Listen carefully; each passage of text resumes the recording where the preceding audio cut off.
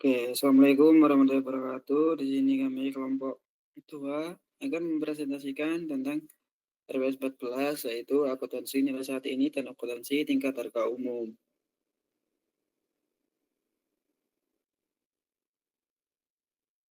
Oke, baik. Yang pertama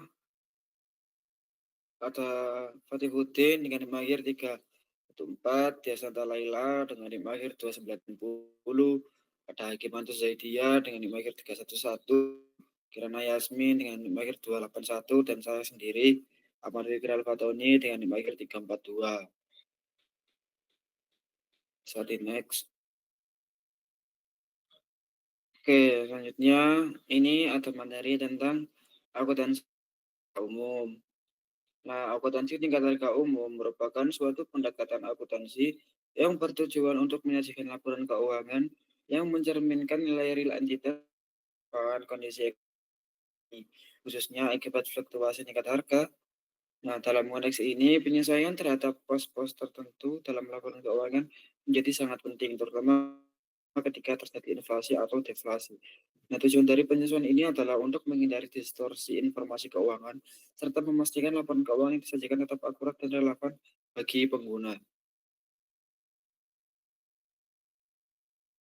Oke, bisa di next.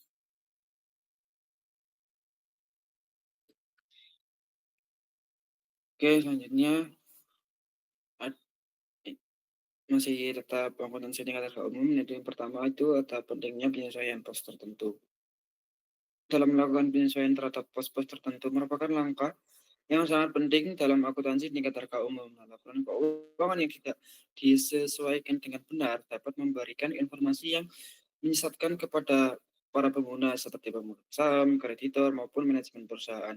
Misalnya, dalam kondisi nilai inflasi tinggi, nilai aset non-moneter seperti persediaan atau properti perlu disesuaikan agar mencerminkan biaya pengganti aktual. Nah, desain ini itu tidak hanya memperlihatkan nilai terkini, tetapi juga membantu memberikan gambaran yang lebih realistis mengenai posisi keuangan perusahaan.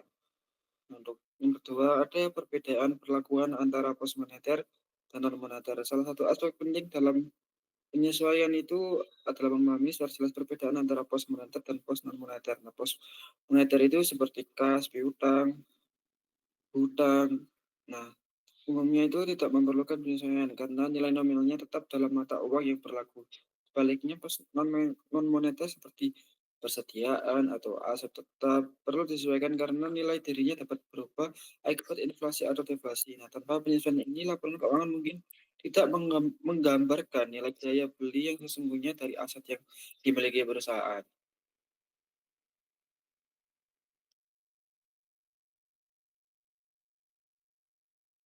Oke, selanjutnya ini masih tetap akuntansi tingkat harga umum. Yang nomor tiga itu ada penggunaan indeks harga. Nah, metode yang umum digunakan untuk melakukan penyesuaian itu adalah dengan menggunakan indeks harga seperti indeks harga konsumen atau IHK atau indeks harga produsen IHP. Nah, indeks-indeks ini berfungsi sebagai alat untuk mengukur perubahan harga dan menentukan nilai penyelesaian pos-pos terkait. Sebagaimana contoh, perusahaan dapat mengalihkan nilai aset non moneter deklarasi yang diperoleh dari indeks harga guna mendapatkan nilai yang disesuaikan. Nah, dengan penggunaan indeks harga, perusahaan dapat menerapkan metode penyesuaian secara sistematis dan konsisten.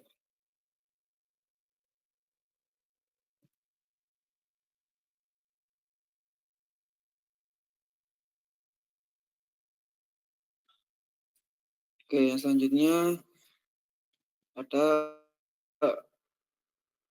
dampak penyesuaian terhadap laporan keuangan.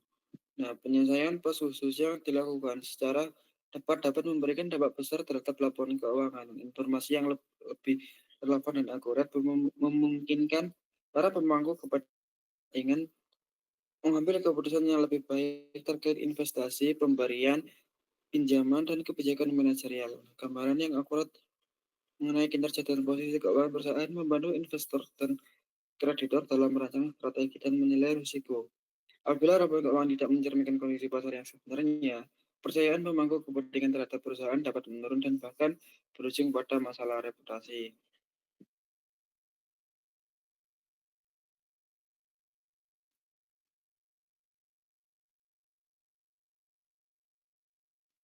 Oke, untuk selanjutnya ada pembedaan moneter dan moneter yang akan dijelaskan oleh teman saya, Fatihudin. Fatihnya dipersilakan. Terima kasih atas waktunya moderator. Di sini saya akan menjelaskan mengenai pembedaan moneter dan non moneter. Nah, di sini ada 5. Nah, yang pertama,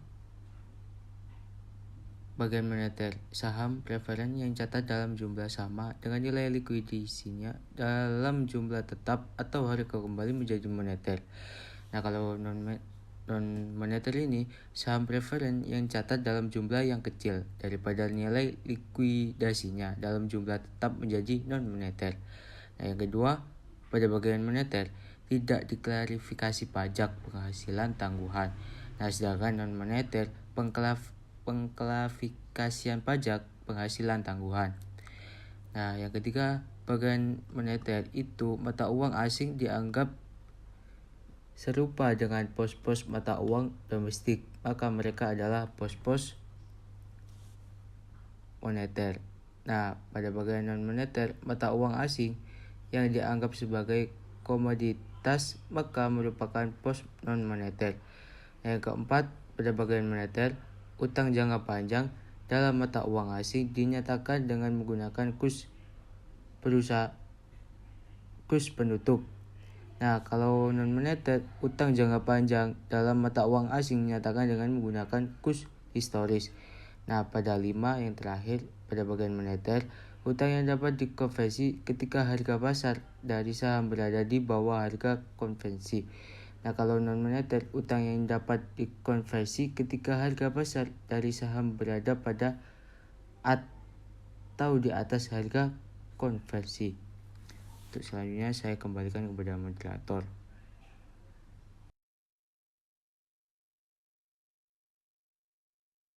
Oke, baik. Selanjutnya tentang indeks harga yang akan dijelaskan oleh teman saya, Tela. Pertanyaannya dipersilakan.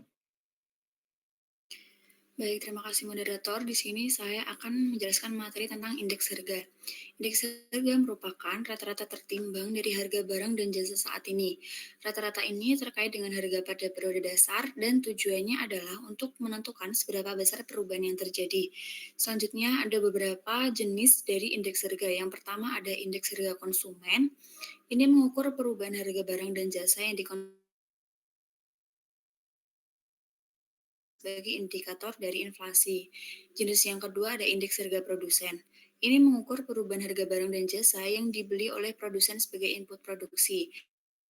Yang ketiga ada indeks harga perdagangan besar. Ini mengukur perubahan harga pada tingkat pedagang besar atau grosir.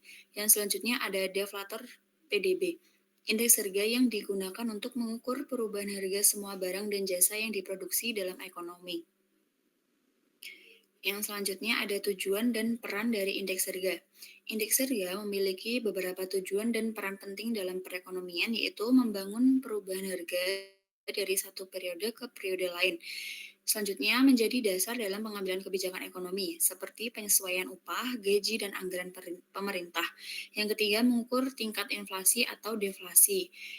Dan selanjutnya, mengetahui perkembangan ekonomi dan daya beli masyarakat dan menjadi referensi bagi pelaku usaha dalam menentukan harga jual dan strategi bisnis.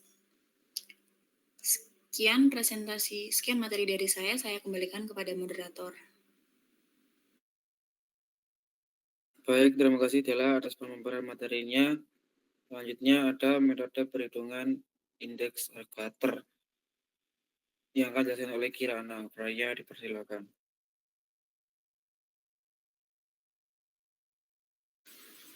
Baik, terima kasih moderator atas waktu yang telah diberikan. Selanjutnya saya akan menjelaskan tentang metode perhitungan indeks. Yang pertama ada metode Laspeyres, yaitu menggunakan kuantitas pada periode dasar sebagai bobot perhitungan dengan rumus indeks Laspeyres sama dengan sigma P1 dikali Q0 per sigma P0 dikali Q0 dikali 100 dengan keterangan P1 pada periode berjalan, P0 sama dengan harga pada periode dasar, Q0 sama dengan kuantitas pada periode dasar.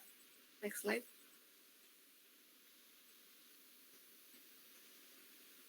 Bisa nggak sih?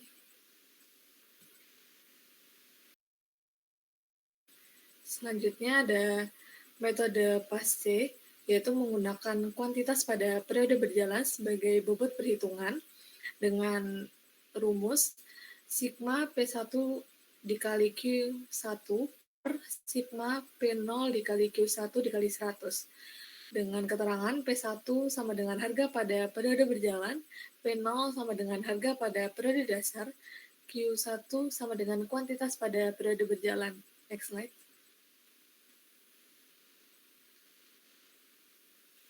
Nah, yang terakhir ada metode Fisher, merupakan rata-rata geometris dari indeks Les Perez dan Pasce, yaitu akar indeks Les Perez dikali indeks Pasce.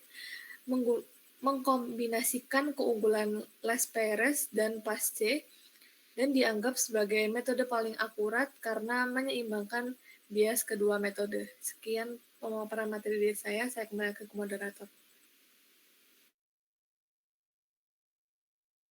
Oke, terima kasih atas pemaparan materinya. Selanjutnya tentang penyajian kembali tingkat harga umum dari laporan keuangan biaya historis. Nah, itu akan dijelaskan oleh Yogi Matus. Kepadanya persilakan.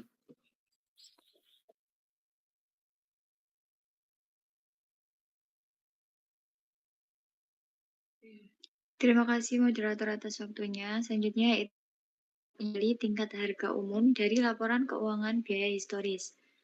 Akuntansi biaya historis memiliki asumsi bahwa satuan moneter adalah stabil atau kerusakan nilai dari satuan moneter. Telah kita ketahui bersama bahwa tingkat daya beli secara umum dari dolar telah terus-menerus mengalami penurunan. Tingkat daya beli umum yang mengacu pada kemampuan dari satuan moneter untuk membeli barang atau jasa memiliki hubungan terbaik dengan harga dari barang-barang atau jasa yang menjadi bahannya.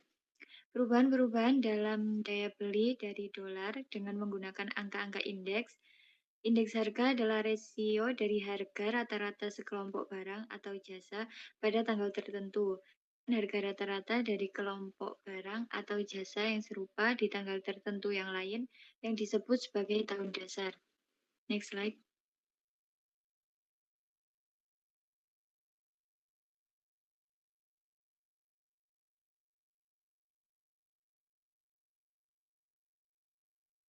Lalu langkah-langkah untuk menyajikan kembali jumlah biaya historis yang terdapat dalam laporan keuangan tradisional ke dalam satuan tingkat daya beli umum. Langkah-langkahnya yang pertama, mendapatkan satu kumpulan lengkap laporan keuangan biaya historis.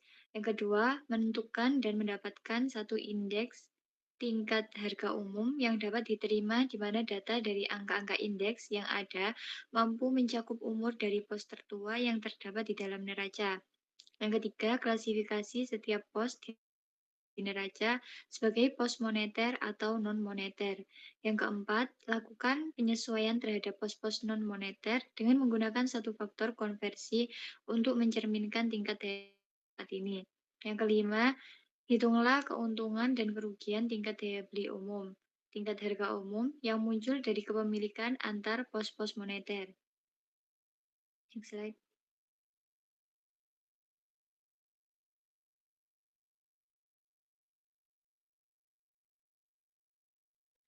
Menyesuaikan pos-pos khusus akibat bahan tingkat harga umum. Yang pertama, perlakuan pos-pos moneter. Perhitungan keuntungan atau kerugian akibat tingkat harga umum, jumlah pos-pos moneter adalah tetap jika dilihat dari nilai dolarnya, dengan melihat kontrak ataupun sebaliknya, tanpa melihat perubahan yang terjadi di dalam tingkat harga umum atau khusus. Karenanya mengalami keuntungan atau kerugian daya beli karena terjadi perubahan pada tingkat harga umum. Yang kedua, perlakuan pos-pos non-moneter dan ekuitas pemegang saham. Pos-pos non-moneter disajikan kembali menurut tingkat daya beli umum saat ini dengan mengalihkan biaya dari pos yang dilaporkan dalam laporan keuangan biaya historis dengan faktor konversi berikut ini, yaitu indeks tahun berjalan dibagi indeks ketika pos non-moneter diperoleh. Penyajian kembali ekuitas pemegang saham dengan pengecualian untuk saldo laba ditahan adalah sama dengan penyajian kembali pos-pos non-moneter. Modal awal yang diinvestasikan akan dikalikan dengan faktor konversi berikut, yaitu indeks tahun berjalan dibagi indeks ketika modal diinvestasikan. Next slide. Sekian saya kembalikan ke moderator. Baik, terima kasih atas pemaparan materinya. Sekian dari kelompok kami. Apabila ada salah, mohon maaf. Assalamualaikum warahmatullahi wabarakatuh.